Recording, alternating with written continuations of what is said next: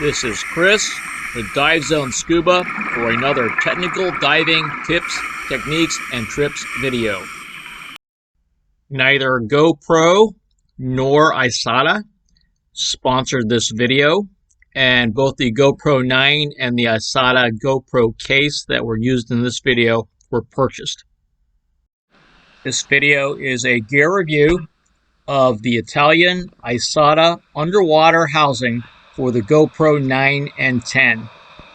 The review is based on underwater video from Bonaire in 2022.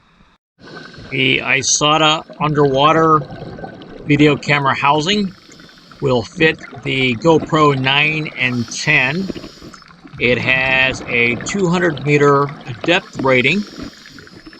It utilizes a double O-ring seal and has mounting points for M6 and 1/4 by 20 thread mounts. The housing is constructed of very robust aluminum. There is a cold shoe mount on the top of the case. The button to change the modes and turn the camera on and off is on the left-hand side. The knob for closure is on the right-hand side, and the shutter control is on the top. This is a top view of the housing. You can see the cold shoe on the left-hand side. The on, off, and mode button is also on the left-hand side. The shutter is on the front, and the closure knob is on the right. The Isata housing does not use a hinge system. The housing utilizes 2 pins that you can see on the rear of the housing on the left-hand side, and these pins fit into 2 holes in the front of the case, also on the left side.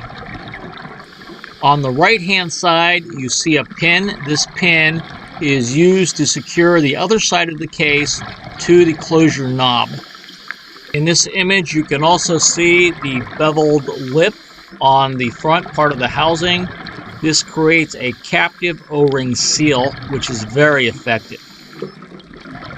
This is a close-up of the double O-ring system on the back of the camera housing. The double O-ring system has a beveled design, which has the potential of being very watertight. Isata also provides extra O-rings in the event that they're needed. This is a close-up of the sealing knob.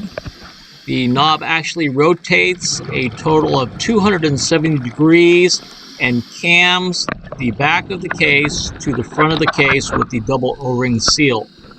The knob then pushes in to securely lock the knob mechanism, and there is no way that this case can become accidentally opened.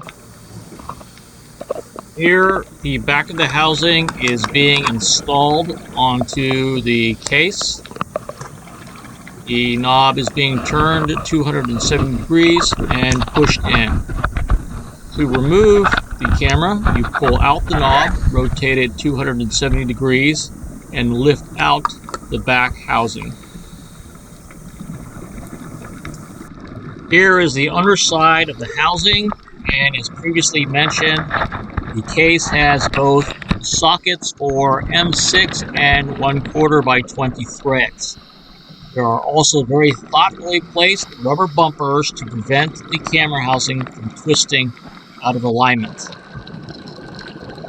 Between the rubber pads and the very deep sockets, significant torque can be placed on the camera housing on top of the mounting platform.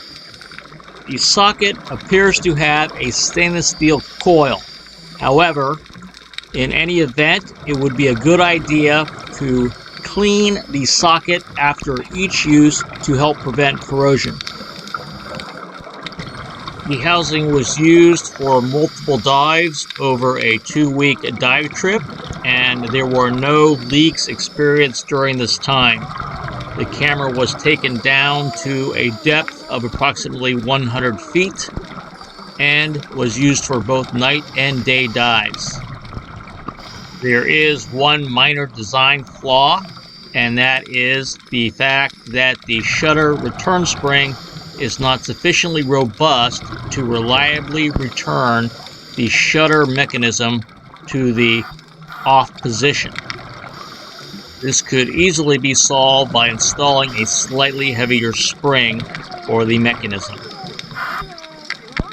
In summary, the Isata underwater GoPro camera housing is a very robust and reliable system.